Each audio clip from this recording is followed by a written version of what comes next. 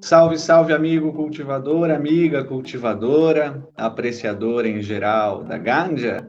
Vamos aqui então ao nosso giro da ganja. Vamos começar o nosso giro da ganja com uma matéria do portal Um Olhar Sobre Tudo, cuja manchete é: aqui no Paraguai, empresa lança sabonete com fragrância à base de maconha. O sabonete vem causando furor com a chegada às gôndolas nos mercados de jornal. Olha aqui a embalagem do sabonete, muito interessante, ó. É feito também com coco, fragrância de coco e cannabis. Olha que interessante tomar um banhão aí com esse sabonete, ficar cheirosão, uma marofa da boa no corpo inteiro. Já pensou? Que delícia! Vamos dar uma olhada aqui que a matéria diz: a empresa Trovato Cisa, do Paraguai, decidiu dar um grande salto em direção à inovação, introduzindo o uso de um novo ingrediente em sua linha de sabonetes. Desta vez, o componente escolhido é o uso da cannabis, para dar um toque de fragrância a esse produto. Olha só que interessante, né? Imagina só os tipos de terpenos que tem, ou seja, cada planta vai ter um tipo de odor diferente, puxado às vezes para o cítrico, às vezes para o doce, às vezes para o madeirado, né? Então, deve ficar ali uma fragrância bem interessante, né? Que bacana, né? Tá aí então um sabonete à base de cannabis. Deu vontade de sentir o cheirinho. Creme de la creme. A próxima notícia aqui no portal UOL, dizendo que um engenheiro planta cannabis em Minas Gerais para desenvolver tecido de maconha. Olha que bonito aqui a plantação do nosso amigo, ó, Sérgio Rocha. Afirma ter obtido na justiça licença para plantio da folha da maconha para melhoramento genético. Olha só que legal. Muito bonita essa estufa aqui, né? Olha só, muitas plantinhas. Uma iniciativa em Viçosa, Minas Gerais, poderá colocar o Brasil numa posição de destaque no mercado de produtos derivados da planta da maconha. A startup ADWA Cannabis se dedica à seleção de variedades da planta que poderão se adaptar bem ao clima brasileiro, além do estudo das características do solo, irrigação e controle de insetos em plantas cultivadas na Universidade Federal de Viçosa. Olha só que legal, hein? A instituição federal é tradicional no ensino de agronomia e cedeu as instalações para a empresa do engenheiro agrônomo Sérgio Rocha. As plantas da startup passam por cruzamento genético e geram informações que ajudarão a entender quais as melhores para cada objetivo e condição climáticas brasileiras. Muito legal, né? O Brasil, então, tem um potencial enorme, gigantesco com relação ao cultivo da planta, em termos climáticos, de solo, né? Disponibilidade de nutrientes e solos férteis. Então, daria para fazer um ótimo desenvolvimento, principalmente em questão de estudos sobre a planta, tão necessários para ver as funcionalidades cada vez mais em ampliação. Então, é um estudo que importa nesse sentido. A matéria continua aqui, é como o cultivo da soja nos anos 50 no Brasil. Nos primeiros anos não se teve sucesso e foi preciso investimento em melhoramento genético para produzir plantas adaptadas ao nosso clima. Até agora foram encontradas 72 variedades diferentes da planta, são como tipos de tomate. Tem o tomate cereja, o tomate de mesa e a mesma coisa com a cannabis. Com a diferença de que ainda não sabemos como as variedades irão funcionar em nossas condições climáticas. Segundo ele, há interesse de setores do agronegócio para competir com o mercado internacional da planta no futuro. No exterior, empresas e laboratórios podem cultivar, desenvolver e comercializar produtos derivados da maconha. É o que acontece em países da Europa e em estados dos Estados Unidos, por exemplo.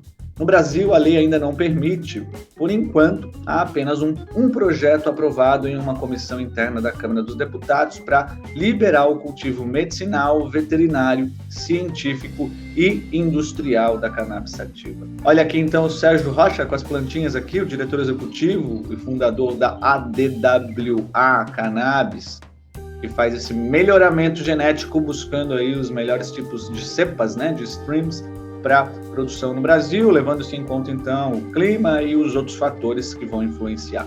Essa empresa, então, moveu um processo na Justiça Federal para obter essa permissão para o estudo científico da cannabis. Essa ação judicial já é um meio usado por famílias e associações de familiares para importar ou cultivar a maconha medicinal para o tratamento de doenças e condições crônicas, como epilepsia, esclerose múltipla e tantas outras, né? Muito interessante aqui então, né? Bacana, vamos ver quais são as evoluções, mas mais uma iniciativa em prol, muito interessante. Outra matéria do portal UOL dizendo aqui, ó, Cannabis Car, como que é o carro ecológico feito a partir da folha da maconha. Olha que interessante aqui, ó. Olha só esse carro, vamos dar uma olhada o que é que tem de diferente nele. Olha só, desde 2017 o inventor Bruce Dickinson, um ex-engenheiro da empresa Dell, vende um protótipo de carro bastante interessante. Depois de trabalhar anos no projeto, gastando 200 mil, quase 1 milhão em despesas e 200 mil dólares em perdas, ele chegou a um impressionante resultado que é conhecido como Renew Sports Car, apelidado carinhosamente de Cannabis Car. O modelo tem a forma de um Mazda Miata de primeira geração e se destaca por, mesmo em suas versões com motor a combustão, ter a pegada de carbono negativa. Isso porque o corpo do carro é feito com 65% de folhas de cânhamo e 35% de bioepóxi, que endurece e oferece rigidez. O cânhamo cultivado industrialmente não cria mais poluição quando é processado, ao contrário da fibra de vidro, fibra de carbono ou alumínio. Olha só que bacana, então, um carro aí feito de cannabis com a folha do cânhamo, com o corpo aqui dele, com essa mistura, e dá essa resistência, durabilidade e um impacto menor na natureza. Ó, carro aí, sabonete, carro, né? Tomar aquele banhão com aquele sabonete, dar um rolê nesse carro aí, nada mal.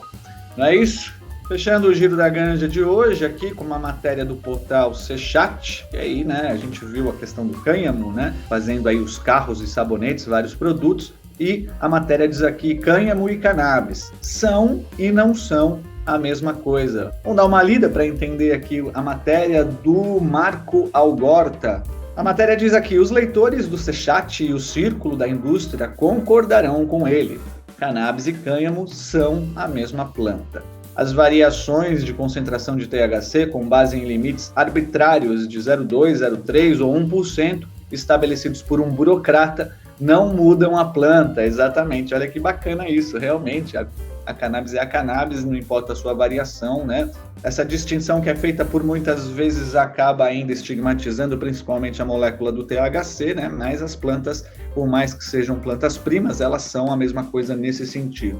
Eles continuam, mais do que isso, a concentração de THC, ou seja, a referência comparativa massa por massa, o peso da planta comparado com o peso molecular do THC presente nessa planta, varia não só de acordo com o tipo de genética plantado, o fenótipo de cada corte, mas também com as condições agronômicas do cultivo.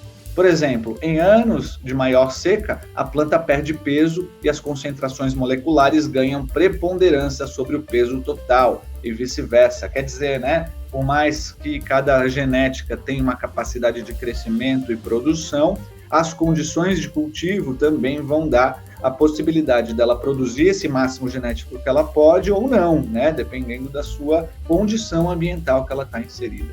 A matéria continua aqui que no Uruguai, o primeiro país a aumentar para 1% a concentração máxima de THC para o cânhamo, para ser considerado uma planta de cânhamo, né? E daí eles falam aqui que isso pode gerar, né, como a gente viu em algumas plantações dos Estados Unidos, perdas por conta de terem plantas que têm um nível um pouco maior de THC. 2 anos atrás, como diz a matéria, 40% dos cultivos de cânhamo no Uruguai eram feitos com a mesma genética, certificada por institutos nacionais da semente e avaliada pelas autoridades competentes. Então a gente viu que muitos cultivadores acabaram perdendo a sua plantação por conta de ter um THC um pouco maior e daí não poder ser considerada uma planta de cânhamo. E ele diz, né, separar o cânhamo da cannabis em um mundo ideal é um absurdo, mas o mundo real está longe de ser o mundo ideal, perfeitamente. Muito boa matéria, hein? A indústria da cannabis continua sendo uma novidade, temos pouca informação, tudo ainda está por acontecer e está acontecendo. Entretanto, nos países onde as coisas estão acontecendo, quase sempre vemos que o cânhamo e a cannabis têm leis ou normativas específicas. O exemplo dos Estados Unidos é bem claro. A indústria do cânhamo encontrou os seus próprios mecanismos regulatórios e financeiros para poder operar. Hoje em dia, o cânhamo é um cultivo bastante representativo para a economia dos Estados Unidos, com um valor de 4,2 bilhões de reais em 2021. O Paraguai foi por um caminho parecido e hoje é o maior exportador de alimentos derivados do cânhamo, principalmente a questão das sementes de cânhamo, né, que tem um valor nutricional muito importante. E a matéria diz, né, o mundo não é tão ideal nem tão ruim. O mundo é o que é. Então, encontrar os melhores caminhos para transformar essa indústria em um sucesso dependerá de todos nós. Muito bacana essa matéria aqui, elucidativa, né, vendo que essa diferença, na verdade, entre cânhamo e cannabis é um burocrata que decide pelas concentrações de THC. Então, os estudos vão tendo uma ampliação nessa questão, né? Então, muito bacana, é sempre uma coisa em evolução. Quanto mais os países vão regulamentando, mais é possível fazer as pesquisas, mais a gente vai chegando a conclusões mais claras, né? Então, é só evolução. Isso aí, já quero te pedir para deixar aquele like se gostou do conteúdo, se inscreve no canal, se não for inscrito, torne-se membro para apoiar na nossa causa e ser um colaborador aí do nosso canal. Muito bem, o Giro da Ganja vai ficando por aqui. Até já!